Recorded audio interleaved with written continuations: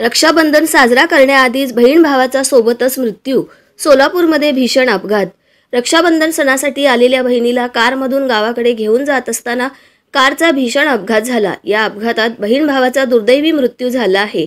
पंढरपूर मंगळवेढा मार्गावर गोपाळपूर हद्दीत Swift car आणि आयशर टेम्पो यांच्यात हा अपघात झाला. रविवारी सायंकाळी 4:30 वाजता ही दुर्दैवी घटना घडली. या अपघातानंतर स्थानिकांनी तात्काळ घटनास्थळी धाव घेतली होती. मात्र जागेवरच कारमधील बहीण व भावाचा मृत्यू झाल्याने उपस्थितांनाही घाईवरून आले.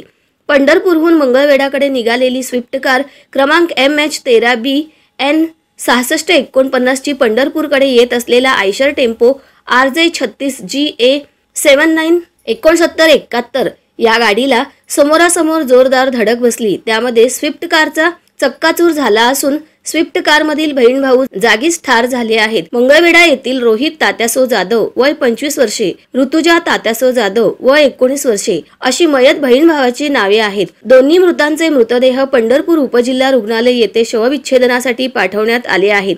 मात्र रक्षाबंधन सणाच्या पूर्वसंध्येलाच काळाने घाला घातल्याची घटना घडल्याने सर्वत्र हळहळ व्यक्त होत आहे.